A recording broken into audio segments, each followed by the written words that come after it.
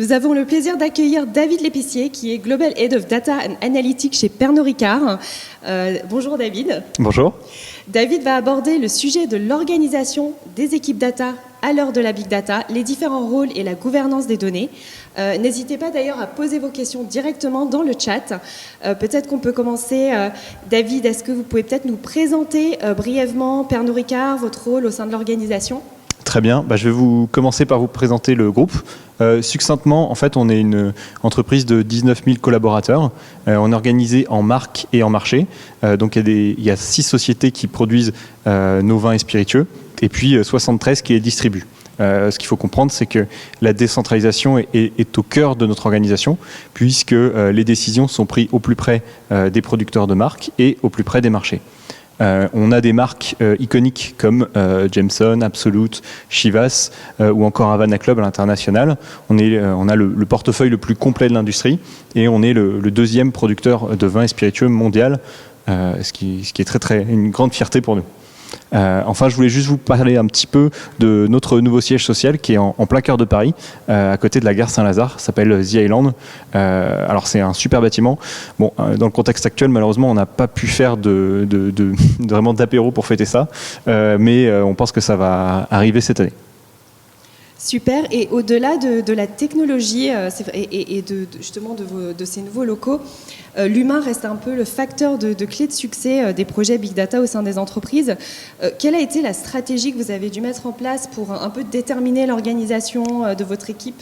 Alors, on a historiquement attaqué ce sujet data d'abord par un angle technologique. Donc, moi, j'étais pendant 5 ans à l'IT, à développer une plateforme, à faire les premiers cas d'usage en data science, qui ont, comme beaucoup de sociétés, on a parlé de data lab, de premiers sujets qui ont pu émerger, mais on avait du mal à passer à l'étape de production, où vraiment nos projets sont utilisés dans le quotidien des équipes commerciales, marketing ou autres. Donc un virement qu'on a fait il y a à peu près 8 mois maintenant, ça a été de décorréler cette partie data, garder la partie plateforme technologique à l'IT, et puis sortir les équipes data science dans une nouvelle équipe qui mélange à la fois des compétences de conduite du changement et des compétences technologiques pour développer la partie data science.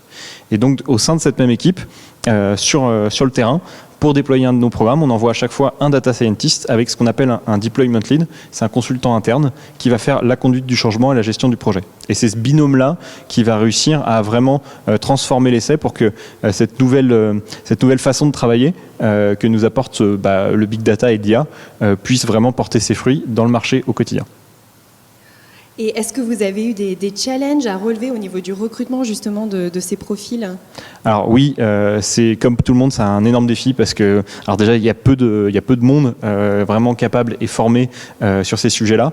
Alors on commence à trouver des data scientists sur le marché, mais il y a une saturation sur des gens qui ont vraiment travaillé sur ces programmes et qui les ont passés à l'échelle. Donc on a dû adapter notre façon de recruter. Par exemple, avant on prenait 1 à 2 mois pour recruter quelqu'un entre le premier et le dernier entretien. Aujourd'hui, quelqu'un qui nous rejoint, il est invité à ce qu'on appelle des tech nights. C'est des soirées de recrutement communs. Il vient à 17h, il repart à 20h. Et pendant ce temps-là, il a pu avoir un échange sur un cas business, un échange RH, un échange avec son manager, et puis un test technique qui nous permet le lendemain de lui faire rencontrer notre CDO. Et s'il a été vraiment bon, on lui fait une offre en moins de 48 heures. D'accord, et j'imagine qu'actuellement, du coup, tout est virtuel puisque vous n'avez pas la possibilité de le faire en physique. Exactement. Alors moi, je pensais pas que c'était vraiment facile, mais en fait, on s'en sort bien. On arrive à travers ces échanges quand même à connaître les gens. Et par contre, c'est vrai que c'est un bonheur le moment où on se voit vraiment physiquement. J'imagine, effectivement. Et donc, ce sont vraiment des métiers d'avenir. Au sein de vos équipes actuellement, est-ce qu'il y a des grands chantiers que vous avez mis en place, qui sont en cours aujourd'hui, dont vous pouvez nous parler ? Oui, tout à fait. Alors, je vous ai parlé de basculer notre équipe dans la partie sales et marketing. C'est parce qu'en fait, on a identifié que nos premiers vrais leviers de croissance sur ces programmes-là étaient dans ces équipes.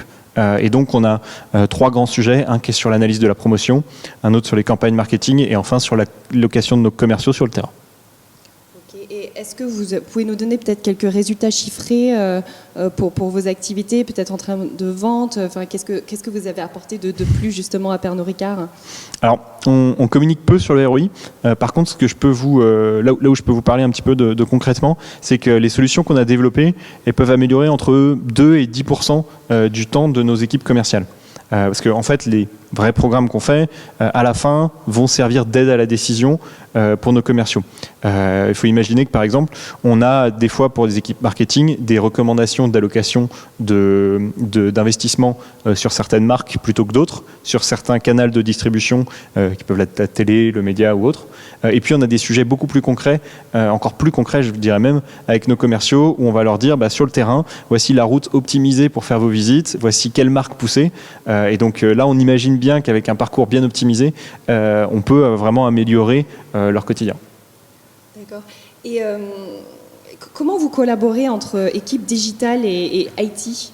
Alors ça, c'est un très bonne question, parce que historiquement, on avait un petit peu de mal à collaborer, parce que justement, il y avait un peu un flou entre les deux. Aujourd'hui, avec cette organisation, on est assez content, parce que côté IT, il y a eu un centre d'excellence data qui s'est créé chez nous, où là, il y a une vraie forte expertise sur la partie plateforme, sur les technologies.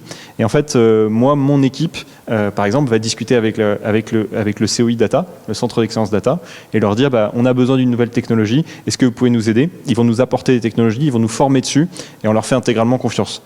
Pour être très pragmatique, moi, j'irai jamais voir Google, Amazon ou Facebook pour savoir ce qu'ils ont sorti. Ça va être leur travail. Et en fait, on travaille en bonne collaboration comme ça. Donc nous, ils attendent de nous qu'on fasse des super choses avec les technologies, et nous, on attend qu'ils nous donnent des super technologies. C'est vrai qu'actuellement, les entreprises, en mettant en place ces projets data, sont amenées à adopter un peu des nouveaux codes, mettre en place des nouvelles façons de travailler. En tout cas, c'est un bel aperçu de ce que vous avez mis en place chez Pernod Ricard. En plus, vous allez bientôt doubler vos effectifs, d'après ce que vous m'aviez dit. Oui, tout à fait. En fait, on a vraiment choisi de concentrer toutes les équipes data science dans la même organisation, parce que les 3 programmes dont je vous ai parlé, au final, c'est les mêmes programmes pour chacun des pays, avec des adaptations. Et donc, avant, on a construit en 6-8 mois quelque chose qui est juste basé à Paris, mais on va commencer le recrutement à New York, à Shanghai et à Mumbai pour avoir des équipes capables de déployer à travers tout le groupe. Super. Et peut-être là aujourd'hui, si vous deviez donner peut-être les 3 points clés, les quick wins à retenir de notre échange pour l'audience aujourd'hui. Alors, le premier, c'est de bien cibler les cas d'usage. Nous, on a eu la chance de faire arbitrer au niveau de notre CODI vraiment parmi les 50-40 cas plus ou moins farfelus pour certains, quels étaient pour eux là où il fallait parier. Et donc ils nous en ont identifié 3 et on se concentre vraiment dessus. Historiquement, on avait essayé d'en faire 50 et sur les 50, il y en a techniquement 49 qui marchaient, mais peut-être aucun qui vraiment avait de la valeur. Là, aujourd'hui, on s'est concentré sur ces 3-là, donc ça fonctionne bien. Le deuxième, c'est au niveau de l'investissement.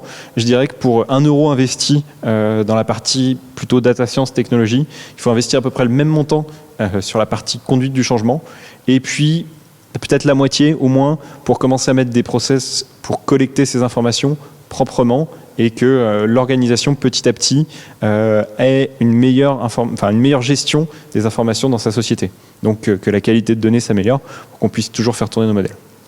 Bon, en tout cas, merci beaucoup David pour ce retour d'expérience et d'être venu témoigner avec nous aujourd'hui. C'était avec plaisir, merci beaucoup. Merci.